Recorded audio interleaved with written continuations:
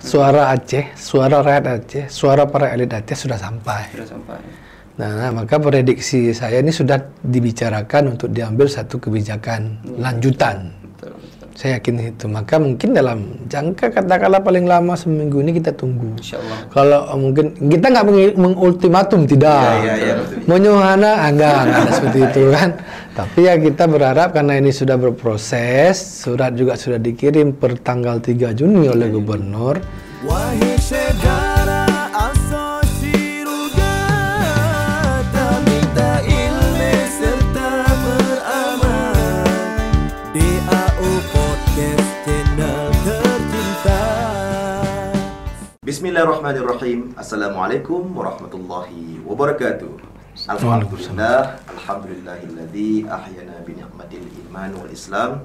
Wassalatu wassalamu ala sayyidina Muhammadin wa ala alihi wa sahbihi ajma'in. Rabbi shrah li sadri wa yassir li amri wahlul 'uqdatam min lisani yafqahu qawli. Subhanaka la ilma lana illa ma 'allamtana innaka antal alimul hakim. Sahabat di AU Podcast Channel yang tercinta, alhamdulillah pada kesempatan kali ini kita telah mengundang sosok narasumber. Beliau merupakan Senator Aceh, anggota DPD RI atau MPR RI asal Aceh. Beliau bernama Tengku Haji Muhammad Fadil Rahmi LCMA atau sapaan akrab Syekh Fadil. Jadi alhamdulillah sahabat di AU Podcast Channel yang tercinta, langsung kita menyapa Syekh. Assalamualaikum Syekh. Waalaikumsalam warahmatullahi wabarakatuh. Alhamdulillah. Jadi pada kesempatan kali ini Syekh, kita akan membahas dan membincang dengan tema Aceh perlu penerbangan luar negeri.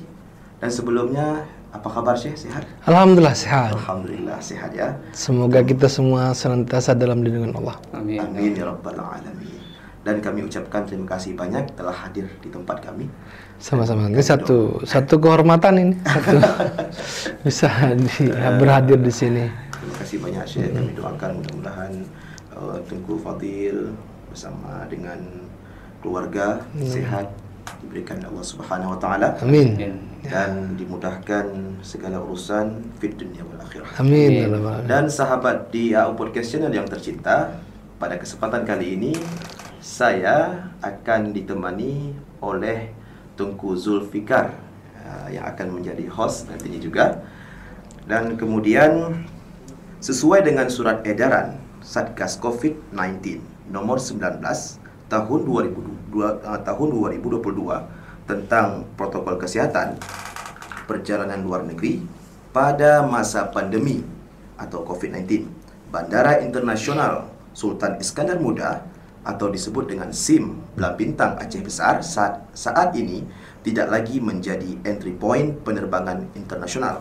Ya, walaupun kita tahu bahwa maksud surat edaran ini adalah untuk menerapkan protokol kesehatan terhadap pelaku perjalanan luar negeri pada masa pandemi COVID-19.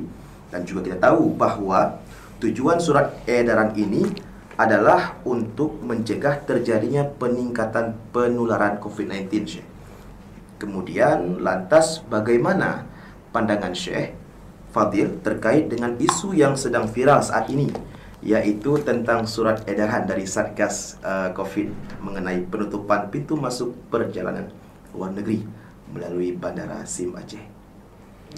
Baik, terima kasih. Assalamualaikum warahmatullahi wabarakatuh. Waalaikumsalam warahmatullahi. Alhamdulillah, wassalatu wassalamu ala rasulillah. Rabbi shrah li sadri wa yassir li amri wa hlul 'uqdatam min lisani yafqahu qawli, amma ba'd. Ya Allah, Tuhan kami, lapangkanlah dada kami, mudahkanlah urusan kami, hilangkanlah hambatan dalam komunikasi dan hubungan kami. Amin. Sehingga apa yang kita diskusikan, apa yang kita bicarakan itu membawa kebaikan bagi kita dan tentu juga bagi agama kita, ya Allah. Amin. Baik, terima kasih. Ini saya luar biasa, satu kehormatan, satu kemuliaan bisa berhadir di tempat yang luar biasa. Ini studio, betul-betul studio, serius ini. Dan ditemani oleh dua orang gure katanya.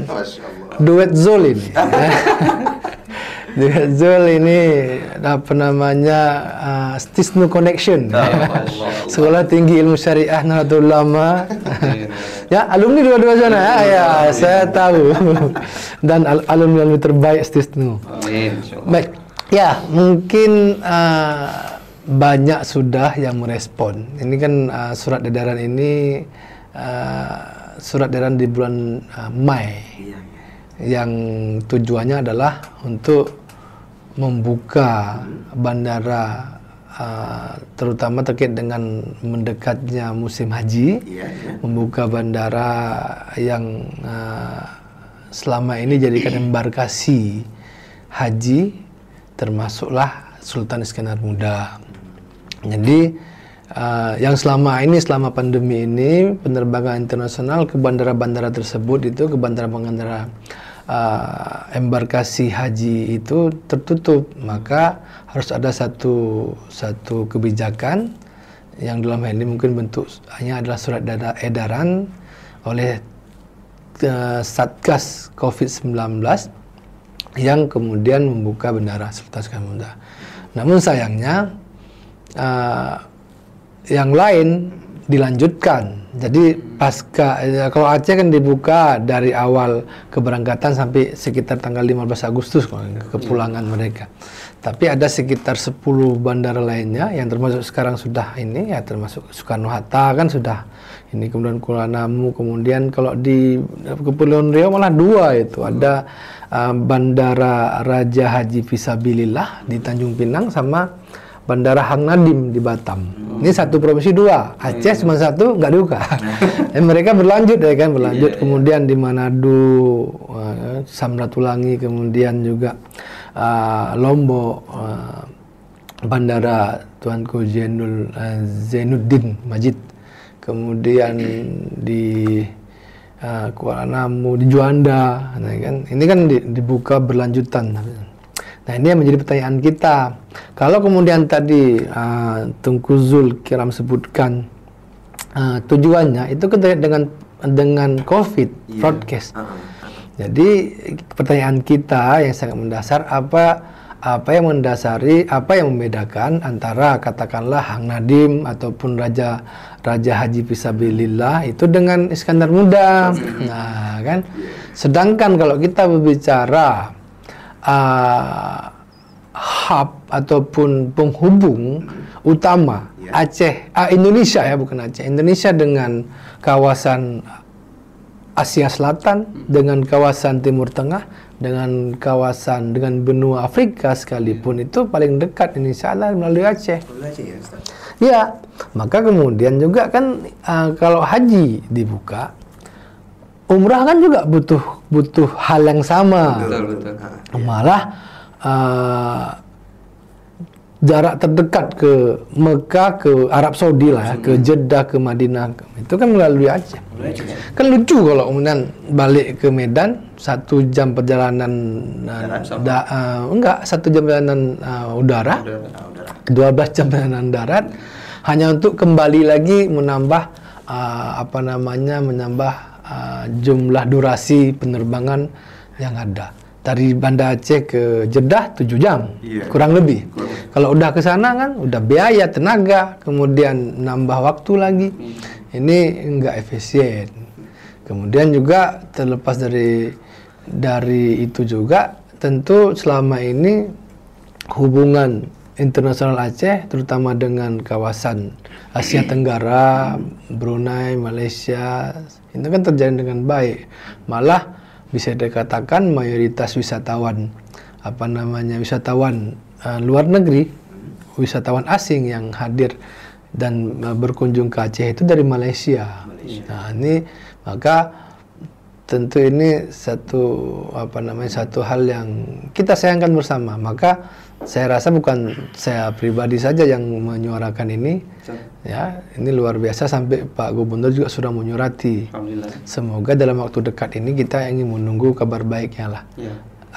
Kita nggak mereka minta maaf, ya satgasnya kan, mungkin silap kan, kenapa nggak dimasukkan? Tapi kita minta kabar baiknya aja lah.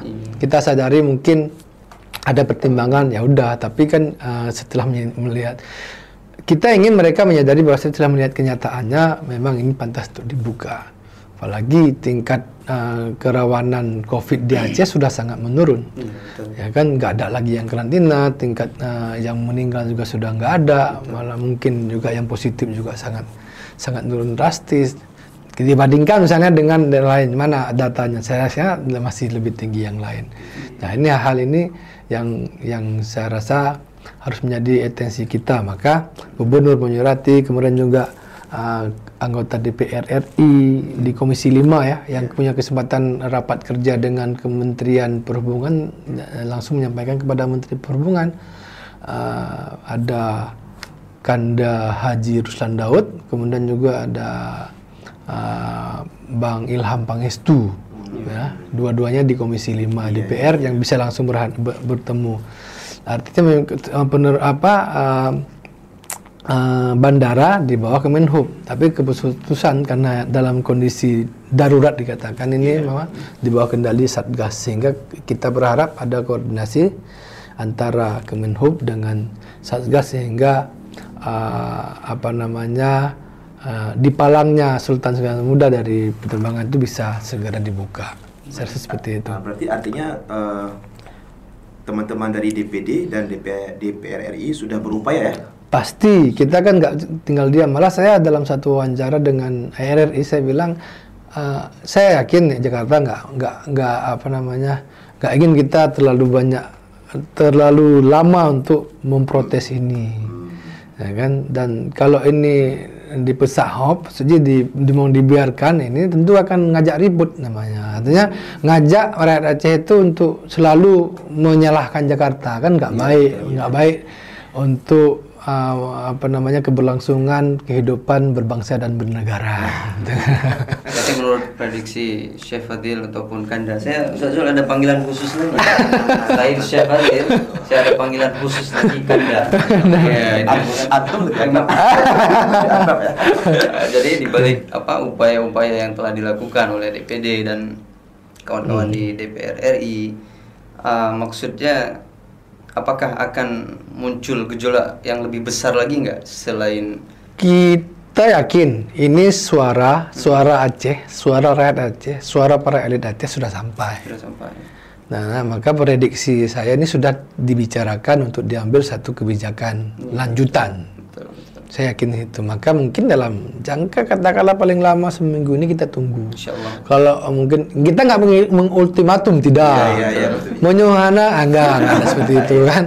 Tapi ya kita berharap karena ini sudah berproses, surat juga sudah dikirim per tanggal 3 Juni oleh Gubernur. Ini kan Gubernur sebagai pemegang kekuasaan tertinggi eksekutif ya pemerintah Aceh, saya rasa sudah mewakili. Ditambah kemudian suara-suara dari para legislator, baik di tingkat legislatif provinsi, dari DPR ada menyuarakan, kami juga ada. Nah, semua saya rasa sepakat untuk ada semacam evaluasi lah terhadap kebijakan ini gitu. Jadi ya kita tunggu aja. Ya kalau saya sih berharap secepatnya. Tanggal 3 dikirim, saya rasa kalau dipakai pos itu tanggal 5 udah nyampe. Ya kan? Tanggal 5 udah nyampe, sudah masuk ke meja. Nah, tanggal 10, tanggal 12 paling lama, saya rasa sudah harus ada jawaban dan sudah harus ada kebijakan evaluasi terhadap kebijakan itu. Kalau enggak merana aja. Ya, katakanlah kan terakhir saya ketemu dengan para pelaku wisata Aceh. Ya, ada dari travel, ada dari jasa transportasi, ada dari kuliner, ada dari dari guide juga ada. Itu kan mereka 2 tahun ini hancur-hancuran. Ya, artinya sekarang ini ketika Pak Jokowi ngomong sudah nggak perlu lagi masker di luar, itu kan sudah semacam angin segar gitu kan. Jadi kemudian sudah terbina katakanlah komunikasi dengan para jamaah umrah yang di sini berangkat, dengan para wisatawan, dengan para kolega dunia pariwisata di negara-negara lainnya, di daerah-daerah lainnya juga tentu. Ini kan tiba-tiba wah 2 tahun hancur-hancuran, ini sudah ada angin segar tiba-tiba ditutup. Caterton dalam. Nah kan ini kan satu hal yang kita sayangkan. Jangan sampai penderitaan mereka berkelanjutan. Sakit seharusnya sembuh, malah tambah sakit loh, yang sampai meninggal. Jangan sampai meninggal dunia pariwisata Aceh, kan itu harapannya.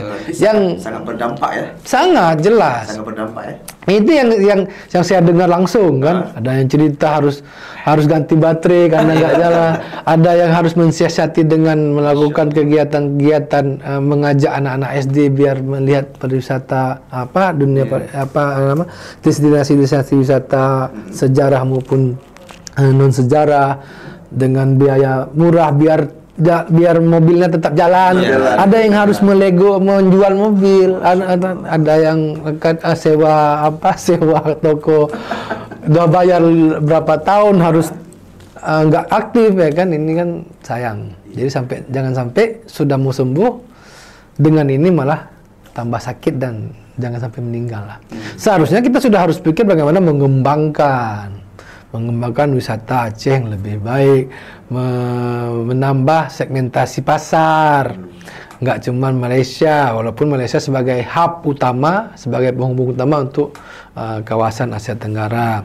Sebenarnya bagaimana kita sudah harus berpikir bagaimana menggait wisatawan Arab, katakanlah seperti juga Nusa Tenggara Barat. Ya kan?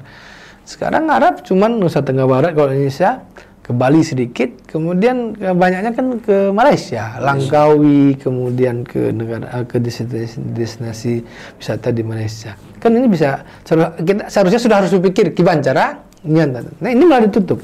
Nah, tapi saya yakin Indonesia, ya kita juga Indonesia ya, Jakarta dalam ini pemerintah pusat memperhatikan ini, menjadikan ini pertimbangan-pertimbangan. Nah, kita harus nonton aja lah. Dan ini terlepas daripada kekhususan. Hang Nadim, Raja Haji Fisabilillah, Samratulangi, daerah-daerah itu kan Sulawesi Utara, Kepulauan Riau, kemudian juga Medan kan nggak punya kekhususan. Jadi kalau mereka dengan tanpa ada yang mengatur aturan yang mengatur untuk bisa hubungan internasional terbuka. Apalagi kita punya MOU tanggal 15 Agustus 2005 ya kan. Kemudian juga turunan daripada itu dibuatkan di undang-undang khusus tentang pemerintahan Aceh nomor 1 2006 itu sudah mengatur juga bagaimana Aceh boleh melakukan kegiatan-kegiatan hubungan internasional dengan dunia luar. Jadi sebenarnya nggak perlu kita nampakkan itu. Kami ingin hak kami sama dengan yang lainnya sudah cukup, gitu. Jadi gini, sejauh mana kekuatan hukum surat edaran itu? Apakah dengan sebuah surat edaran bisa membatalkan MOU Helsinki? Nah itu dia. Nah kalau bicara tadi itu yang secara hukum. SE ini kan jauh. Kalau hierarki perundang-undangan itu kan Undang-Undang Dasar, kemudian UU, kemudian Perpu ya, UU. Perpu itu peraturan pengganti undang-undang yang ditentukan oleh Presiden sebagai kebijakan beliau, kemudian undang-undang, kemudian PP SE itu Kemen, ada nanti Kemen itu jauh sekali. Jadi kalau berbicara hukum mungkin nanti tanya lagi kepada pakar hukum karena saya bukan pakar hukum positif. Ini istilah yang saya tak paham ini batal demi hukum. Batal demi hukum. Tapi mungkin karena kondisi darurat tadi, karena kan dalam 2 tahun ini ada kondisi darurat COVID-19 sehingga dibentuk satgas khusus. Mereka boleh melakukan apa saja demi menanggulangi COVID mungkin dibenarkan. Tapi kan ini sudah sangat landai. Sudah di luar. Tapi itulah kita nggak bicara. Saya rasa kita nggak perlu mengkaji terkait hukum. Cuman ingin kita Satgas itu punya pertimbangan-pertimbangan yang sifatnya sosiologis, yang sifatnya kondisi real masyarakat gitu. Berarti Berarti SE ini dia tidak permanen. Enggak, kan SE ini kan sebelumnya ada SE April juga. Iya. Ini SE kan saya katakan di awal tadi, SE karena ini mau haji. Sedangkan bandara dalam kondisi SE terakhir itu masih ditutup. Jadi harus dibuka. Maka dikeluarkan SE. Jadi ada dari tanggal awal Juni kalau nggak salah saya sampai dengan 15 Agustus Iskandar Muda dibuka untuk karena kacau juga kalau sampai jemaah haji harus berangkat dari ini kan lebih ribut lagi. Betul. Nah, cuman mereka mungkin lupa kalau jemaah umrah juga lebih banyak daripada jemaah haji, ya kan?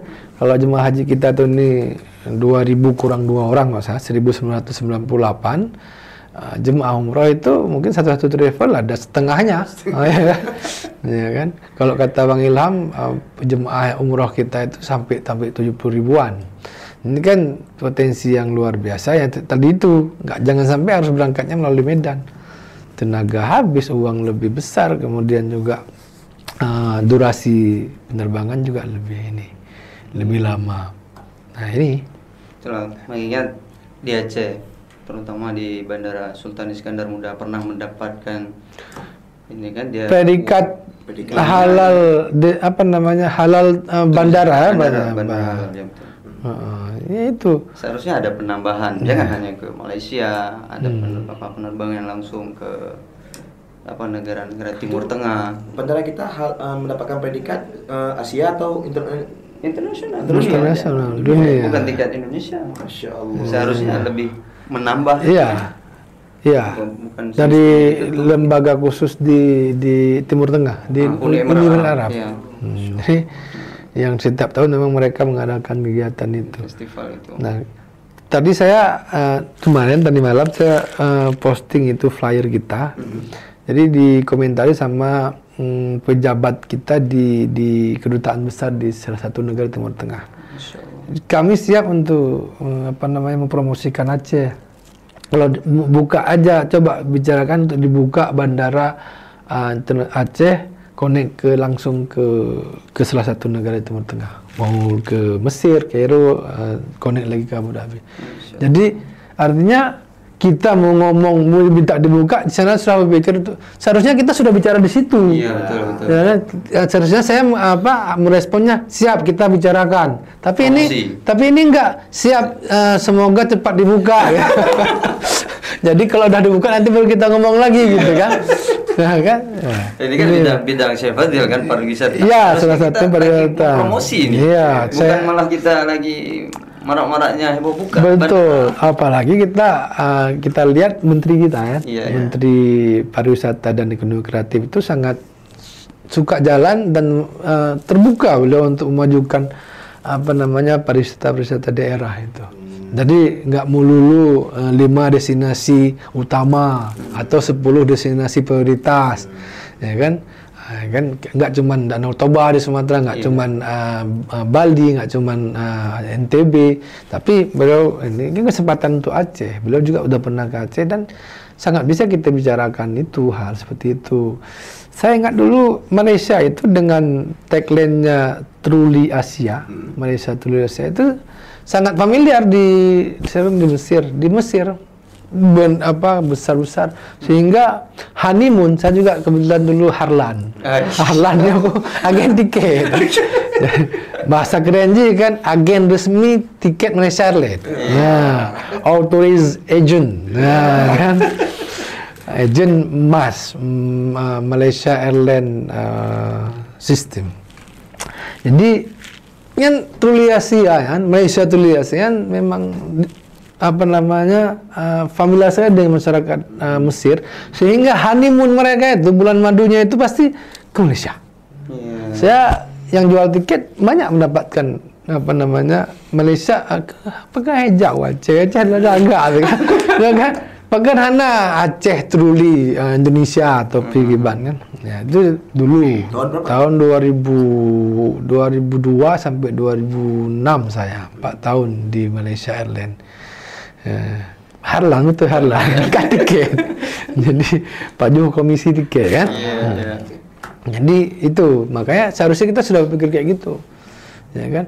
kenapa Aceh nggak ada yang Arab datang? Karena mereka nggak tahu. Kenapa ke Malaysia datang? Karena itu tadi di mana-mana ada Malaysia truly Asia. Malaysia itu the real Asia kan. Jadi memang ya, dan murah kan. Jadi terjangkau bagi mereka.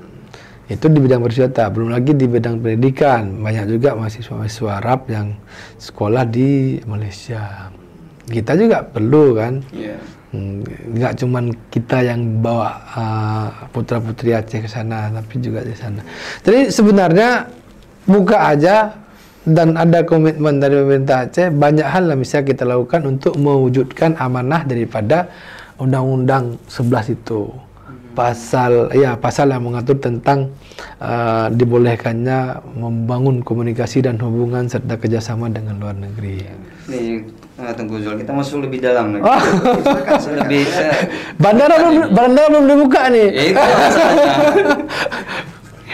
Oke, Tengku Zul, gini. Ya, Kita gimana? ingin masuk lebih dalam lagi. Ya, silakan. Karena tidak menutup, Jangan dalam-dalam kali. tidak menutup kemungkinan kita juga akan mengikuti jejak beliau ini. Oh, Ya kan? gitu. Kita akan mengikuti jejak beliau. Jadi bagaimana kita harus menggali ilmu ini. Wah, Ya kan? Setidaknya kita bisa meneruskan nanti perjuangan kanda kita ini kan Insya begitu. Allah, ya. Jadi begini, Syekh Fadil. Ya. Syekh Fadil sudah menjadi senator Aceh di Senayan, sudah melihat dan sudah tahu menyebahasa Aceh lo de Ya. insyaallah kamu Pak. Ya. Golong. Jadi begini, sejauh mana pandangan ataupun bagaimana kita bilang kekhususan dan keistimewaan yang diberikan kepada Aceh, apakah hanya berbentuk surat saja kekhususan itu dan keistimewaan itu, atau memang jauh daripada itu? Ya, saya lihat memang undang-undang tentang kekhususan Aceh dan juga tentang keistimewaan Aceh itu walaupun sudah diundangkan, ini kan menjadi bagian daripada undang-undang yang ada. Jadi ratusan malah mungkin ribuan undang-undang itu, undang-undang ini satu dari sekian itu kan gitu. Baik nomor 11 maupun nomor 11 2006 tentang kekhususan maupun nomor 44 tahun 99 tentang keistimewaan.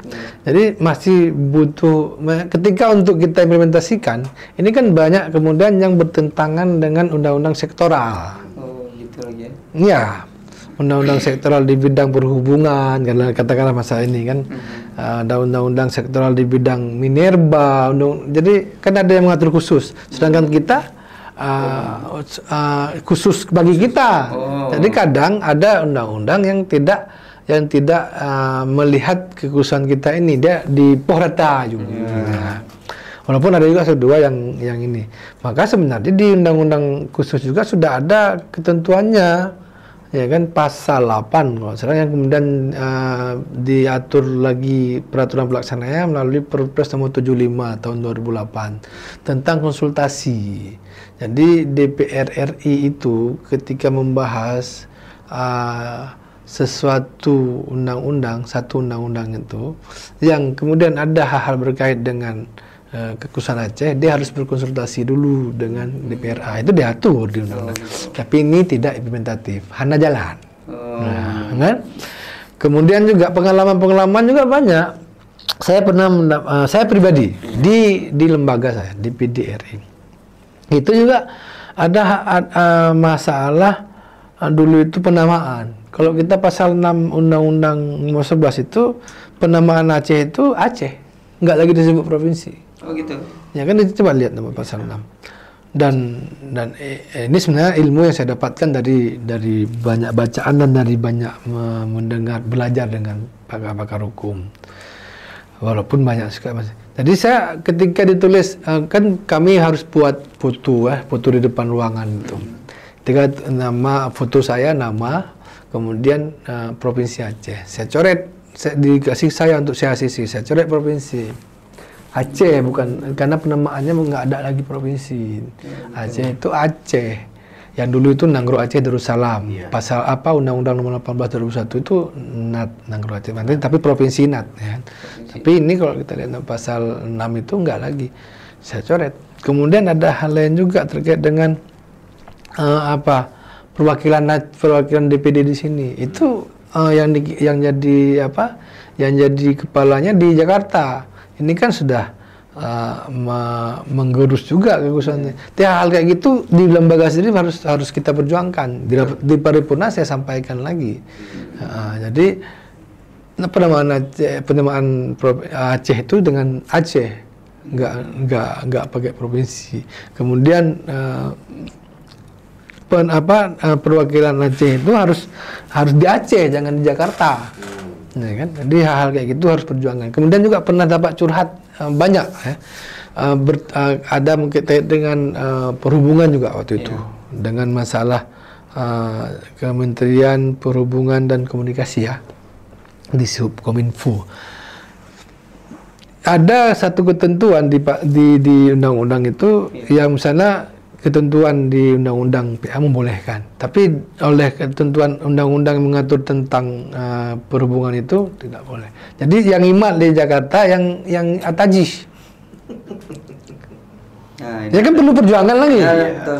Dan ini banyak, katakanlah sekarang ini kan peralihan dalam undang-undang kita juga, katakanlah masalah pajak. Masalah integrasi pajak zakat. Jadi kalau sudah bayar zakat maka akan mengurangi pajak. Yang karena berlaku lain. Yang kan untuk mengimplementasi pasal itu perlu perjuangan juga karena kan khusus. Jadi hal-hal yang khususnya, kok keren aja kayak gini? Yang ada semacam itu. Iri. Gitu. Kami nggak tahu. Ini kan ketentuan nasionalnya umumnya seperti ini. Ketentuan keuangannya seperti ini. Nah, itu. Kok ngomong Badan Pertanahan Aceh? Kita kan cuma ada BPN. Negara gitu. Badan Pertanahan Nasional kan? Nasional. Padahal kan memang diamanahkan.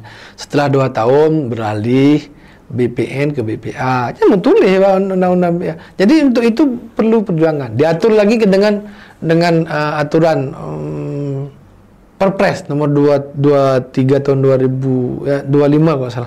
Itu memang peralihan harus membentuk tim. Ya ini nggak implementasi. Harus perjuangan. Jadi memang untuk melaksanakan keputusan harus perjuangan karena banyak yang mukhalif, banyak yang tidak sinkron dengan ketentuan-ketentuan undang-undang nasional, terutama yang sektoral. Tadi di perhubungan, ini di pertanahan, nanti itu di keuangan, ya kan? Haji, ya kan? Haji kan kita memang keistimewaan apa haji? Ada kegiatan-kegiatan istimewa lainnya. Ya, bentuk-bentuk keistimewaan lainnya yang bisa dilaksanakan. Salah satunya yang terakhir itu haji, pengelolaan dan penyelenggaraan haji sesuai dengan aturan perundang-undangan. Ketika kita minta haji sendiri, ya nggak bisa. Ini undang-undang haji, kan? Iya. Sengit perjuangan. Jadi seperti itu ya. Walaupun kemudian alhamdulillah sudah ada kanun hajinya, bolanya sudah di Aceh. Karena kanun haji itu sudah disahkan. Kita suarakan untuk kemudian dibuat kanun khusus haji dan umrah. Di situ disebutkan boleh minta kuota khusus. Jadi menyoik talabi raja Saudi, tatemeng khusus jud. Nah, menyoik ketentuan kanunnya nggak di koreksi, nggak di verifikasi oleh kementerian kan, oleh pihak yang kan satu kementerian, Kemendagri, Kemenkumham, Kemenko Polhukam, ya kan, dan Kemenak berkaitan dengan haji. Artinya sudah. Dan di bawah Menak sih, you know. Ya, nyatanya kan karena kita masih di bawah NKRI. Iya. Tapi kekuasaan kita ini yang seharusnya mereka kalau datang orang Aceh bilang ini tinggal tengok UPAU ya KBD jalan kan. Seharusnya, tapi kan nggak seperti itu. Oh nggak boleh, ini bertentangan ini bertentangan ini. Jaya. Jadi itu makanya 16 tahun setelah perdamaian lah inilah menggantung gubernur sulit. Siapapun yang tenak-tenaknya yang pegah hana guna dewan segala macam yang duduk ke dewan tamu doa orang-orang yang duduk dan nak gerasa. Mungkin lo termasuk dengan Karasa. Awal lo kan pubut orang segala macam. Jino memang luar biasa perjuangan. Naik kerja ayo. Karena kan ini sebenarnya kan masalah-masalah implementasinya, enggak cuma masalah bagaimana nyo betul harus kan enggak, tapi ada diplomasi, ada bagaimana pendekatan SDM, ada bagaimana Punanji membahasakannya segala macam. Haji istilah pokoknya, Haji lagi yang munah lah ya. Yang tak jaga perasaan go, tapi tanya betul kan. Jadi ada seni-seninya juga. Jadi enggak cuman ini mau tulis begini, ini mau tulis begini, harus begini kan. Hana umadamunan kan. Jadi harus ya, memberi keyakinan kan. Mengajak. Nah, jadi memang harus seni. Itulah seni. Dalam politik ini semua ada. Ada seninya, ada diplomasinya, ada silaturahminya, ada ilmu komunikasinya. Nah, insyaallah calon-calon politik. Insyaallah. Jadi setidaknya video ini nanti akan beredar dan masyarakat akan melihat dan akan tahu bahwa Dewan, baik itu DPD ataupun DPR RI yang sudah kita kirim ke Senayan itu semua sudah bekerja sebetulnya. Semua sudah berjuang. Sudah berjuang. Jino geyo, yang pilih kamu rakyat. Mana pikir rakyat? Pilih itu. Kan? Ini logika aja. Cuma kadang hut yang ekspektasi rakyat, ekspektasi masyarakat ni tinggi. Nyo kirim do na. Bujalan syariat Islam karena ada tuang ulama kan leh. Hang itu puduk gede katanya teman setitik buih dia lah kadangnya kan. Tapi tetap anak gendo. Nah kan anak gendo. Artinya enggak cukup kita seorang, harus kita secara berjamaah, harus banyak faktor dan kemudian bisa terjaga ya. Tapi minimal nyolong namun kan tagline lu kan agar suara rakyat terdengar. Jadi apa yang menjadi suara rakyat itu harus didengar. Soal kemudian yang terhajat yang dilaksanakan di kemudian suara rakyat ini bisa menjadi satu kebijakan semacam itu adalah proses. Yang penting BIM karena legislator ini kekuatannya adalah penyuarakan. Lu wakil lo ne. Ya kan? Lu tekenan lu anak fungsi lo. Artinya tekenan lu kalau bisa merubah SE-nya belum. Kecuali lu lanjut ke menteri atau lanjut ke presiden ya. Insyaallah kapasitas menteri berarti ya. Iya kan SE ini kan gini, eksekutif, legislatif, yudikatif, trias politika itu kan. Jadi pelaksana pemerintahan itu ya eksekutif.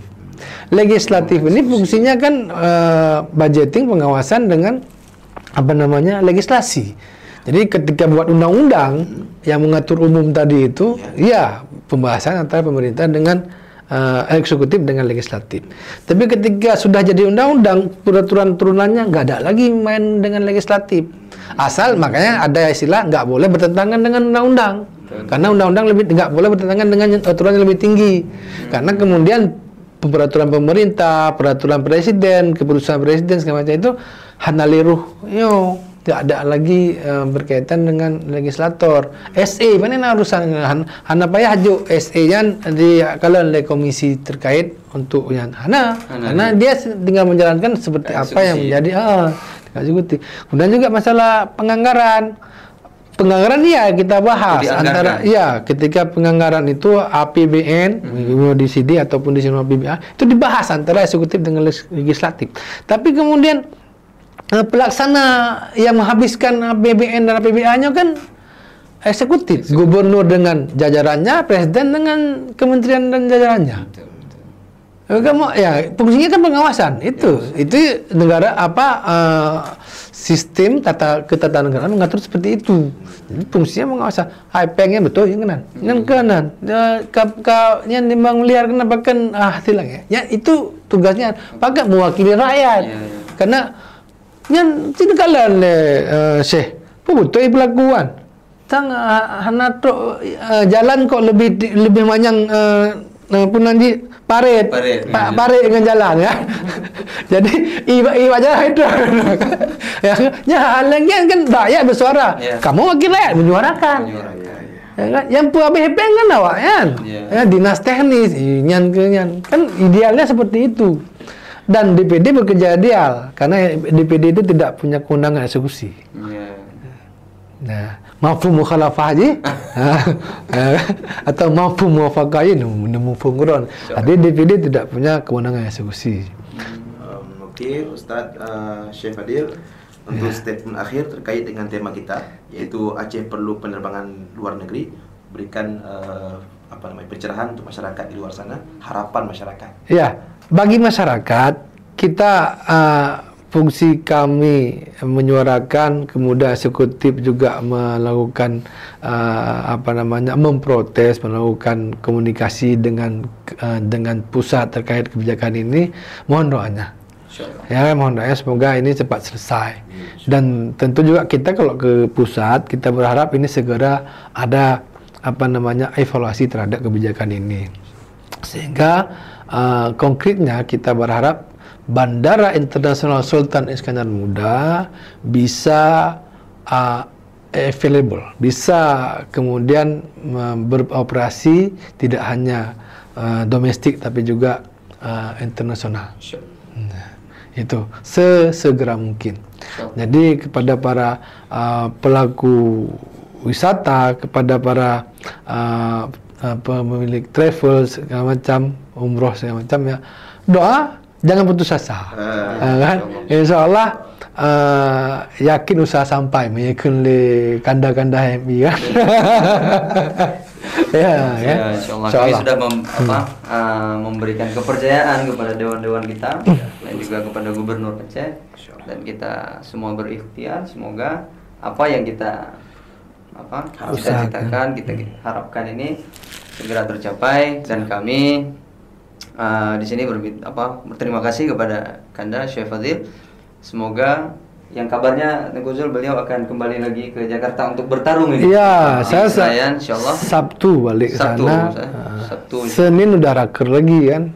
Kalau Ilong punya kesempatan kalau selesai aku hambur saja. Sena panggung sampaikan, suarakan. Insyaallah. Semoga selamat di perjalanan beliau kembali insyaallah. Hidupkan akal sehat ya. Iya. Oke, baiklah, Syekh Siap. Fadil, terima kasih banyak kasih. telah hadir di tempat kami. Sama-sama, terima kasih atas kehormatan dan kemuliaan ini. Semoga kita senantiasa diberi kekuatan dari Allah untuk berbuat kebaikan. Insyaallah. Oke, terima kasih banyak juga kepada host kita yang hari ini telah menemani saya di sini. Kami doakan kepada Kakanda dua ini, mudah-mudahan Allah jaga, Allah lindungi, Allah mudahkan, dan Allah mudah-mudahan memberikan kebahagiaan. Dan saya doakan keduanya terjun ke dunia politik dan bisa menambah kekuatan. Insyaallah. Doa'ikum. Oke, sahabat Dewan Podcast Channel yang tercinta, kami ingatkan kembali kepada teman-teman semuanya yang belum subscribe, di subscribe channel ini karena subscribe itu gratis. Dan kemudian yang sudah subscribe, kemudian pantau terus channel ini, dan kemudian apabila ingin merequest judul atau tema dibolehkan, kemudian tulis di kolom komentar, nanti kita akan bahas di video selanjutnya. Mungkin pembahasan ini juga mungkin akan berkelanjutan insyaallah ya. Dan kita juga akan membuat video selanjutnya jawaban terkait dengan masalah ini ya. Insyaallah. Terima kasih banyak. Assalamualaikum warahmatullahi wabarakatuh. Waalaikumsalam warahmatullahi wabarakatuh. Sallallahu